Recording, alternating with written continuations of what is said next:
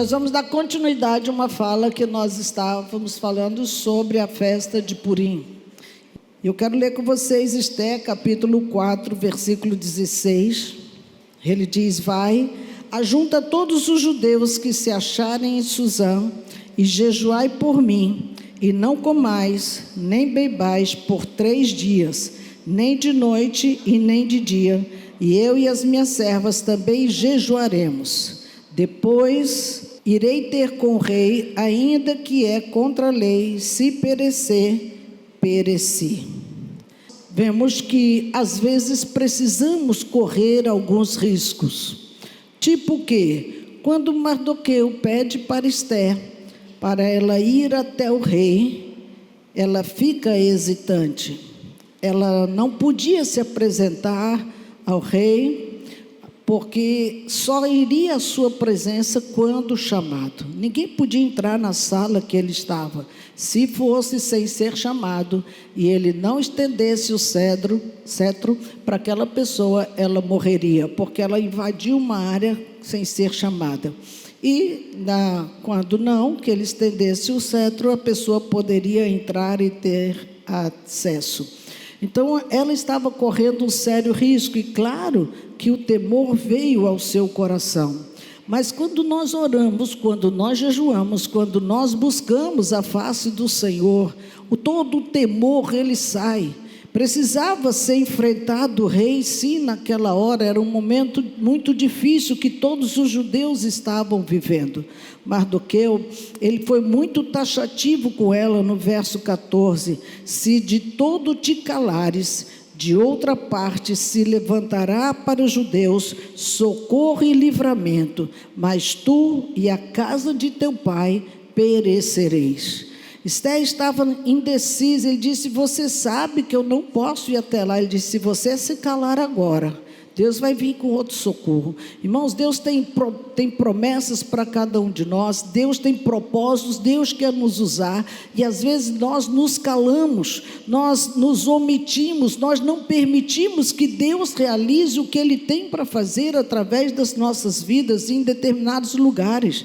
E se nós nos calarmos, não tem problema para Deus. Ele vai levantar outra pessoa, mas a sua obra será feita. E aí as consequências de quem não obedeceu é com Deus. Nós não podemos entrar nessa área.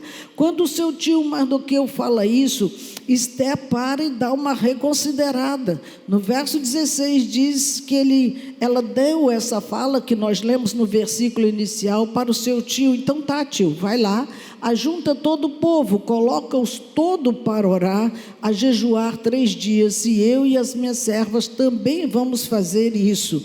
E todos pararam para orar e jejuar por 3 dias, e ela não foi até o rei enquanto isso. Ela corria risco de vida? Sim, porque ela já não podia ir sozinha, mas estava debaixo de um comando de oração e de autoridade do seu tio, com quem ela foi criada, e tinha autoridade sobre a sua vida. Depois desse jejum, ela já estava dentro dessa presença gloriosa do Senhor. Ela entra na sala do rei. Irmãos, que coisa linda. E é tudo ou nada. Eu vou morrer ou eu vou prosseguir nessa minha jornada, mas pelo menos eu tentei. Tem horas na nossa vida que nós precisamos dar essa de Esther, entrar na presença do rei, ter essa ousadia. Às vezes por alguma dificuldade, algum pecado, alguma coisa que cometeu, tem vergonha de Deus, não quer entrar na casa do Senhor, não quer ir mais para a cela, não quer mais ir para lugar nenhum. Querido, entra na presença de Deus, o resto é com Ele. Não se preocupe com as outras coisas. Deus, Ele quer fazer uma obra em nós primeiro, para depois fazer nos outros. Em quem Ele começou? Em Esther. Tinha um povo todo debaixo de uma sentença de morte, mas Esther foi a primeira pessoa que foi usada por Deus para separar-se, para jejuar 3 dias. Quando nós nos separamos para buscar ao Senhor, o reflexo vem nas pessoas que nós vamos nos encontrar, com aquele desafio que nós temos pela frente. Temos que tentar. E ela vai à presença do rei e recebe o seu favor para que ela entre. E ali, quando ela vai até o rei, ele disse: o que você quer, minha rainha? O que está faltando? E ela disse: eu quero convidar o rei para um banquete. Ela usou de muita sabedoria. Ela já não chegou dizendo para ele toda a sentença de morte, todo o problema, toda a dificuldade que a mãe estava causando para o seu povo. Não houve nenhum nível de murmuração nessa área. Ela convidou o rei para jantar e convidou também Amã, que ele era a segunda pessoa, um superintendente ali, que também governava aquela região das províncias da Pérsia. E naquele banquete, ela foi sábia também em não falar coisa alguma. Embora o rei tivesse dito a ela: o que você quer? Faça-me teu pedido, que até metade do teu reino, do meu reino, eu te dou. E ela disse: não, eu só quero que vocês voltem aqui para comer amanhã de novo, vou fazer um outro banquete. Ela preparou a segunda vez. Veja como Deus direciona as coisas. Ela não tinha ideia do que Deus já estava fazendo e como Ele estava trabalhando. Irmãos, é tão tremendo, porque quando ela convidou para o segundo banquete, Amã ficou exaltando de alegria. Olha, eu estou com uma moral doida com a rainha me chamou para comer de novo com ela no dia seguinte. Verso 9 diz que, embora ele tivesse saído contente da presença do rei e da rainha, ele encontra Mardoqueu ali na porta de novo, e ele não se levanta, ele não fala com ele não se move, ele não se inclina, que era a pereba de Amã, dele não se prostrar diante dele, e ele sai dali cheio de furor, cheio de raiva, diz o texto. Ora, se aquela pessoa não me considera, eu vou aprontar uma para ele. Ele chega em casa, já conta isso para a esposa, toda a dificuldade que ele estava tendo com Mardoqueu. Ela disse: rapaz, faz o seguinte, levanta uma forca bem alta aqui e põe ele lá pendurado, acaba com isso de uma vez, tipo, você que manda, né? Ele disse: boa ideia. E mandou construir a tal forca lá perto da casa dele, para que matasse Mardoqueu. Só que aí, irmãos, Deus intervém para reverter todo o projeto das trevas, todo o projeto de destruição. Deus, Ele está no controle da nossa vida e da nossa história. Enquanto Ele perde tempo fazendo a forca, Deus faz algo extraordinário. Quando ela estava na primeira noite do banquete, a palavra da rainha para ele foi: volte amanhã para um outro banquete.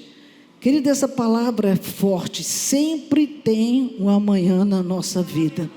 Hoje você pode não estar vendo nada, mas amanhã amanhã é outro dia, amanhã é uma nova história, amanhã tem um novo quadro, amanhã tem novidades de Deus. E ela deu essa fala, talvez ela nem soubesse exatamente o que aconteceria naquele amanhã, mas foi naquele dia seguinte que Deus fez algo extraordinário. Às vezes nós achamos que tudo está acabado e chegou no fim. Não, irmão, a Bíblia diz que a alegria vem ao amanhecer. Então diga aleluia. Vai vir muita alegria para você no amanhecer. Hoje você pode não ter motivos de alegria, mas Deus já está aprontando uma boa para você. Diga aleluia. Aquela noite, sabe o que Deus fez? Tirou o sono do rei Assuero. Ele era rei, podia ter um monte de coisa para fazê-lo dormir, mas Deus tirou o sono, ele não conseguiu dormir. E ele chama um rapaz para ler o livro, um livro extraordinário, livro dos feitos memoráveis. Ele chama o rapaz para que fale o que estava escrito ali. E quando ele começa a falar, a ler tudo que tinha nesses livros dos feitos memoráveis, ele conta a história de que Mordecai, ele descobriu uma conspiração dentro do palácio para matar o rei. E ele ficou assim parado. Eu falei: o que fizeram com esse moço? Ele disse: nada, não honraram esse moço, Ele disse, não houve honra nenhuma. E o rei então disse, mas ele precisa ser honrado, ele poupou a minha vida. E foi isso extraordinário, irmãos, porque naquela hora em que eles estavam conversando sobre isso, quem entra? Amã. E quando Amã entra na presença do rei, ele estava entrando para pedir a cabeça de Mordecai, e o rei queria honrar Mordecai. Na hora que ele entra, o rei diz assim, Amã, o que o rei pode fazer com uma pessoa que ele deseja honrar? Ele tufou o peito, claro que sou eu, o rei quer me honrar, sou eu essa pessoa que ele vai honrar. E aí ele disse para o rei, irmãos, esse homem é muito iludido, né? Ele achando que essas coisas, que ele é muito bom. Mas ele disse para o rei assim, olha rei, pega as suas vestes, coloca sobre os seus ombros, faze-o montar sobre o seu cavalo, faze-o desfilar na cidade, e ainda vai dizendo para o povo, assim faz o rei com a pessoa que ele decide honrar. Ele disse isso, faça isso com Mordecai sem tirar nenhuma palavra do que você fez. Sabe aquele que está te oprimindo? Sabe aquele que está te ofendendo? Vai vir um comando dos céus, faça ele ser promovido. Quem? Aquele fulano, faz ele prosperar, coloca ele no melhor lugar, muda a sala, coloca ele numa chefia. Eu não sei, mas Deus tem comandos poderosos para nós, querido. Diga aleluias. Que dia terrível para Amã. Imagine aí, irmãos, que quando ele estava ali, pensando que ele já ia sair com o cara preso para enforcar, ele mesmo, Amã, seu Amãzinho, saiu puxando o cavalo por toda a cidade, dizendo, assim faz o rei com a pessoa que ele quer honrar. Ele olhava Mardoqueu lá, todo gostosão, em cima do cavalo do rei, com o manto do rei, vivendo a melhor fase da sua história. Quando ele acaba de desfilar, ele vai furioso para casa, angustiado, para contar para sua esposa o que aconteceu. Ele mal termina de contar, os eunucos do rei já chegam para levá-lo para o palácio, porque tinha o segundo banquete. E esse homem angustiado foi para o segundo banquete, e ali, diante do rei, quando ele pergunta pela segunda vez o que ela queria que ele fizesse, Esther denuncia aquele homem. Irmãos, que dia terrível para aquele rapaz. Ele ficou sem ação, desesperado, porque o rei se levanta, já vai lá para fora, e ele se joga nos pés da rainha pedindo clemência. Quando o rei volta, vê ele nos pés da sua rainha, aí que ele endoida mesmo, né? Ele disse, o que é isso? Você está querendo perverter a minha rainha?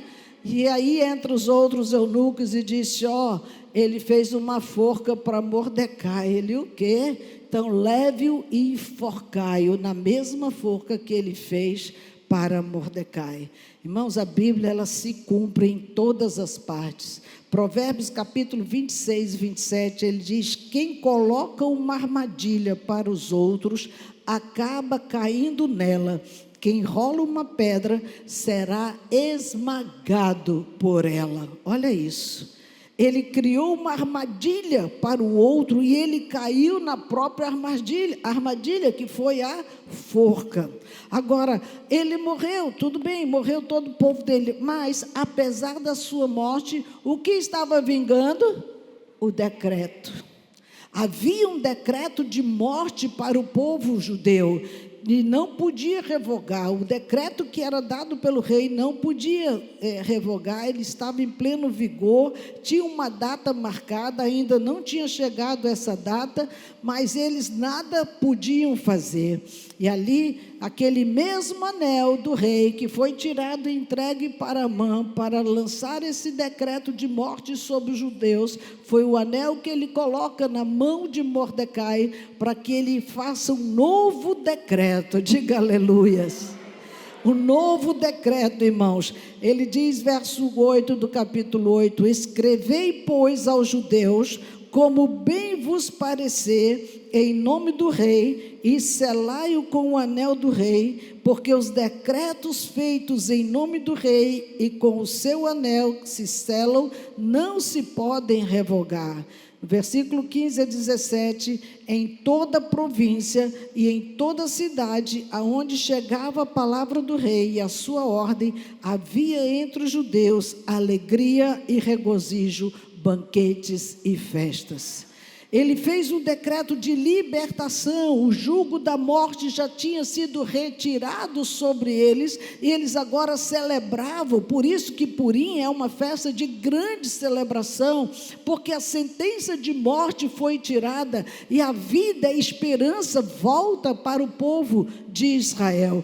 Da mesma forma, queridos, a sentença de morte que estava sobre mim e você, ela não podia ser tirada de nenhuma forma, porque o salário do pecado é a morte. Mas o Senhor Deus manda um outro decreto e envia seu Filho para que através da sua morte, eu e você fôssemos livres da morte e pudéssemos hoje ter a vida de Deus em nosso coração. Diga aleluias.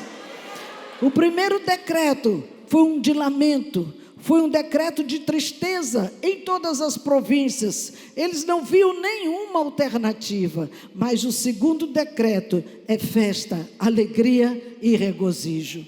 O que nós aprendemos com essa história, com esse livro de Esther? Ele é muito profundo, nós não temos tempo para explorar. Mas algumas coisas eu quero destacar aqui, principalmente para quem não veio de manhã. A primeira coisa, irmãos, Deus usa pessoas comuns para fazer coisas extraordinárias. Quem era Esther? Era uma menina simples. Ela foi criada com um tio, não tinha pai, não tinha mãe, era órfão, era uma pessoa improvável para ser rainha, mas Deus não está olhando o nosso status, não está olhando a nossa condição social. Ele pega os improváveis mesmo, e são esses que Deus está chamando para realizar coisas extraordinárias. Será que Ele vai encontrar algum improvável aqui? Diga eu! Você é o improvável, que Deus vai fazer o extraordinário. Diga amém. A segunda coisa que eu quero destacar aqui, com a ajuda de Deus, irmãos, nós podemos caminhar com fé e lutar contra nossos medos. Esther estava cheio de medo. Ela não podia entrar na presença do rei, mas ela sabia que com a presença de Deus, depois de jejuar 3 dias, num choro de gemido de alma, porque queria libertar o seu povo, ali sim, ela caminha com fé na direção do rei. Ei, o que importa para Deus é que você seja um homem, uma mulher de fé.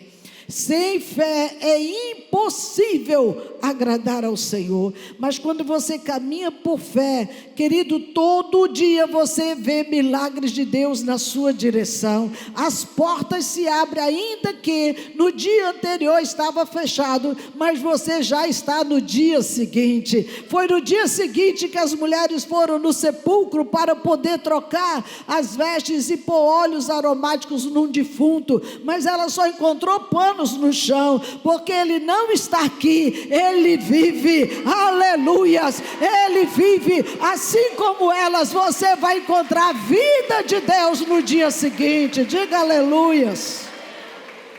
Terceira coisa, irmãos, nosso passado não dita o nosso futuro. Aleluias. Não importa de onde nós viemos, não importa onde nós moramos, não importa o erro que nós cometemos até aqui, nós podemos deixar tudo lá no passado, de onde já basta as nossas dores. Para quê, irmãos? Para seguirmos com fé e confiança, numa certeza: estão perdoados os meus pecados, eu entro no novo de Deus. Diga aleluias. A quarta coisa, Deus coloca mentores na nossa vida. Para que servem esses mentores, irmãos? Para nos ensinar com sabedoria.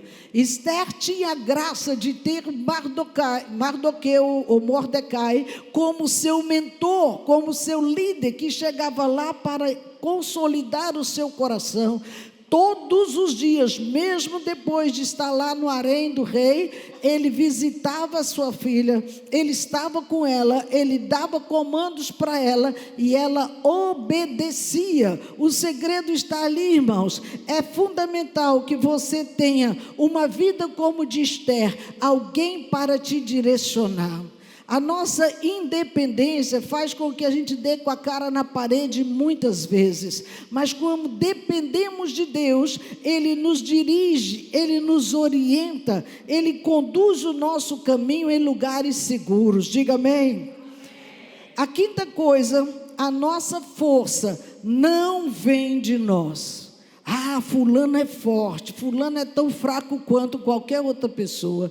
A nossa força interior não é algo que você compra na esquina, na farmácia, não. Aquela força que levou Esther à presença do rei foram 3 dias de jejum. Você quer ser forte? Quanto tempo você separa a sua vida para estar a sós com Deus? Quanto tempo você separa a sua vida para ouvir a voz de Deus? O teu tempo de intimidade, o teu tempo de separação, ele será visto quando você estiver no meio da multidão. A graça de Deus vai fluir, a palavra de Deus flui, a unção do Senhor é vista em todos os lugares. Aquela mulher, irmãos, ela foi até a presença do rei, não com a força própria, porque ela estava cheia de medos. Ele disse: eu não posso ir à sua presença. Mas depois de jejuar, ela não teve menor dúvida: eu vou libertar o meu povo de Suzã. Todo o povo de Suzã estava debaixo de um jugo. Ei, quando você entra na presença do rei, com certeza você vai receber de Deus a bênção para libertar todo o povo do Acre, todo o povo que você conhecer nessa terra. Ela estava lutando pela província onde estava o seu povo. Você está lutando por quem mesmo? Eu? Lutar por alguém? Vou nada, vou cuidar da minha vida. Pois é, por isso que a vida parou. Porque nós estamos olhando para o umbigo constantemente e não estamos olhando quem está perecendo, quem está debaixo de uma sentença de morte. Querido, Deus te deu vida para você transmitir vida para quem está debaixo de uma sentença de morte. Por isso que ela teve forças, porque ela agiu não por conta própria, mas segundo o Espírito Santo de Deus. Mas não estava na terra. Mas quando você busca Deus, o Espírito visitava. Ele não era presente, mas ele visitava em alguns momentos homens daquela época. Outra coisa, quando você recebe essa visitação do Senhor, sabe que a força vem dele, e aí você jamais se sente fraco e sozinho. Pessoa que está lá sozinha, enfraquecido, bichado em cima de uma cama, meu irmão, vai jejuar e buscar Deus, que isso tudo sai na hora.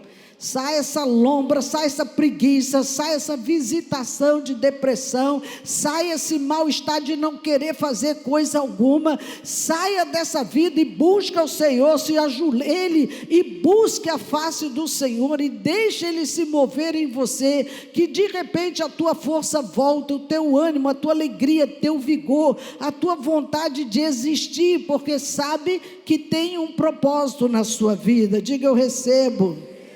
Quando você é visitado pelo Senhor, as lutas vêm que parecem ser esmagadoras, mas aí é quando vem a força do Senhor, e você sente que simplesmente pode vencer e não temer coisa alguma, porque fomos visitados por uma força que não depende de nós. Entregar tudo a Deus, permitir que Ele faça e não nós. Muitas vezes queremos ser Deus nas situações, queremos decidir por Ele, queremos andar na frente dEle, e nós vamos reconhecer que Deus é quem trava as nossas batalhas. Deixa Ele lutar, porque dEle vem a nossa vitória. Não importa em qual área, dEle é que vem a nossa vitória. Outra coisa que eu aprendo com o livro de Esther, que eu preciso amar os outros. Isso é uma coisa que ele nos ensinou desde sempre, quando Jesus veio aqui. Amar pessoas. Amar é a coisa mais preciosa que nós podemos receber dos céus, irmãos. É um dom, porque Esther poderia estar pensando só em si mesmo. Eu já estou no palácio, eu já estou de boa, eu já tenho tudo que eu quero, o rei que me escolheu, eu não preciso me preocupar com isso, que morra todo mundo. Não, irmãos, não é porque nós estamos bem que nós não vamos amar o próximo. Pelo contrário, vamos chorar e gemer por esse Brasil, por essa cidade, pelas vidas que não conhecem o nosso Deus, para que não estoure essa guerra cruel na Europa, onde milhares e milhares vão perecer. Precisamos amar para interceder por essas vidas. Sabe por quê, irmãos? Deus nos chamou para causar impacto nas gerações. Esther, ela não estava lutando só por aquele momento. Na cidade de Suzã, tinha muitas famílias, tinha muitas crianças. Judeu faz muito filho, é toda hora emprenhando, você não tem noção quantas horas eles estão ali toda vez. Acho que é de 11 em 11 meses, é um negócio absurdo ali, porque é uma reca todo o tempo, no carrinho duplo, mais um bucho, mais outra no colo, outro no colo do pai, é um negócio esquisito, irmãos. Mas eles têm uma capacidade de reprodução assim extraordinária, né? A bênção da multiplicação de Abraão está valendo até hoje. Mas veja, nós temos que causar impacto nas gerações que vão vir depois. Queridos, não pense no hoje, pense no que você está deixando para outra pessoa. O segredo de uma liderança é fazer sucessores. Se eu não fizer sucessores aqui, o meu ministério não valeu nada. Todos os anos de Acre não valeu nada, porque eu preciso formar uma geração forte que vai formar outros líderes, que vai deixar sucessores nessa cidade por onde passar. Nós viemos a essa terra, igreja, para impactar gerações. Não importa a faixa, mas precisamos gerar um impacto nessas gerações.